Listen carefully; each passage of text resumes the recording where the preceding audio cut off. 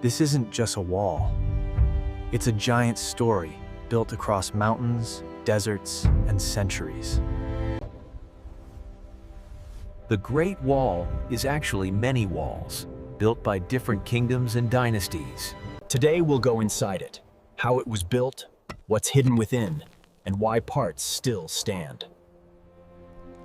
When people say inside the wall, they imagine tunnels. The real secrets are more practical and smarter. Long before one China, rival states built regional walls for defense and border control. After unification, the Qin connected and extended sections, more like a frontier system than a single line. Later dynasties expanded walls to guard trade routes, forts, and key passes. Many famous sections you see today were rebuilt during the Ming Dynasty, stronger, taller, and heavily fortified. The landscape decided everything. Steep mountains needed stone, deserts needed packed earth, plains used brick. First came planning. Follow ridgelines for visibility, control passes, and use natural barriers as free defense. Building it took massive labor. Soldiers, hired workers, and convicts, organized into teams with strict targets. No modern machines, just hand tools, baskets, ropes, and a lot of human engineering under pressure. In rocky regions, builders quarried local stone because hauling heavy material long distances was brutally expensive. In dry regions, walls were made from rammed earth. Soil poured in layers and pounded until it hardened. Those layers matter. Tamping squeezes out air gaps, creating dense earth concrete that can last for centuries. Wooden frames shape the wall. Build a section, tamp it tight, remove the frame, repeat, like ancient 3D printing. Where clay and fuel were available, bricks were fired in kilns, more uniform and weather-resistant than raw earth. Bricks and stones were bonded with lime-based mortar. The chemistry helped it harden and grip over time. Moving material was often harder than building. Carts, animals, and human chains carried loads up dangerous slopes. On high ridges, there was no road. Every brick and stone had to be dragged up by muscle. Strong walls start underground. Builders leveled bedrock or packed foundations to stop sinking and shifting. Many sections are thicker at the base and slightly tapered. Simple physics to resist collapse and spreading. So what's inside? Often, compacted earth, gravel, and rubble, packed tight like a giant reinforced core. The outer skin protected that core, stone or brick facing that blocks wind, rain, and erosion. The top wasn't just for looks. It was a road, wide enough for patrols, messages, and moving supplies. Parapets gave cover. Openings let defenders shoot while staying protected. One hidden hero is drainage. Small outlets and sloped surfaces guided water away. Water is what destroys walls fastest. Now the most literal inside, watchtowers.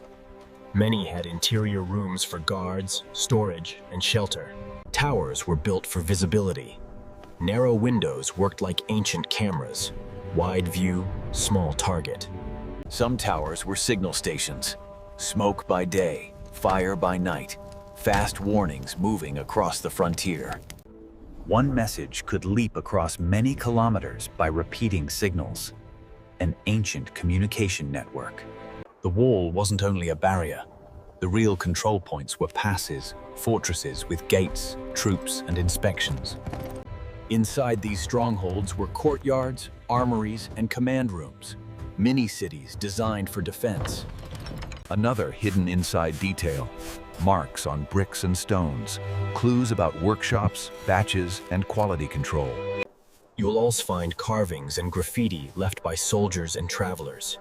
Human footprints in a military monument. What about secret tunnels inside the wall? In most places, there's simply no space, just packed core material. Another legend says bodies were built into it. Excavations usually find earth and rubble cores, not mass human remains. The wall's shape changes constantly. Stairs on mountains, ramps where carts could pass, and wide platforms near forts. Defenders could fire from above, retreat between towers, and use height to multiply their strength.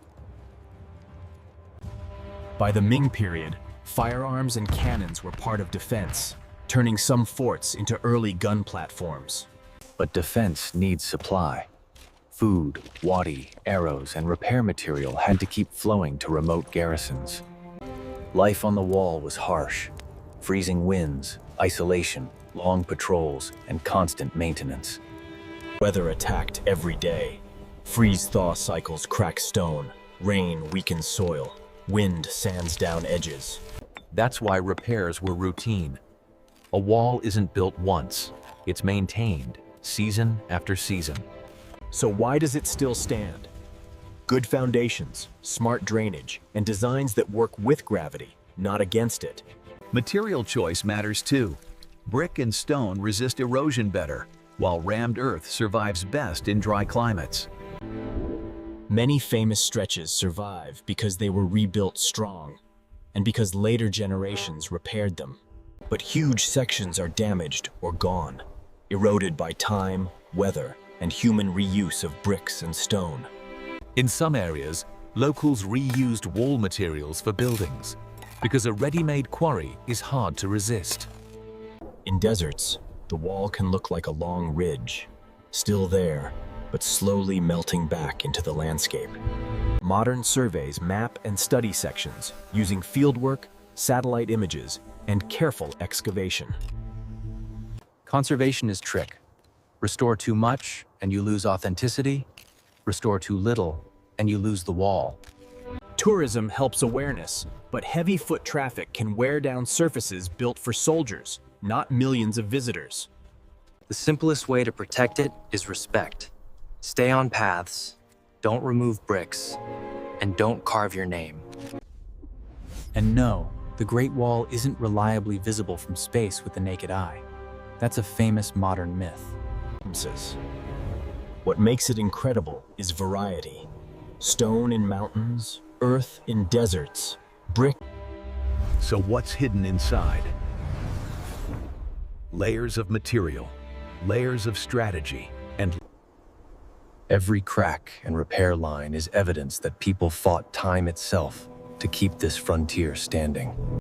the Great Wall survives where engineering was smart, materials were right, and maintenance didn't stop. Inside, packed cores, hidden towers and rooms. It wasn't meant to be perfect. It was meant to buy time, send warnings, and control the most important routes. What you see today is part ancient, part repaired, and part reminder that history needs protection to survive. The most amazing thing inside the wall might be invisible. The planning, labor, and lives that built it. So next time you see the Great Wall, remember, it's not just a monument. It is a working system frozen in time. If you want, the next video can explore the most famous passes and the battles that shaped them. If this helped you see the wall differently, like, what's it?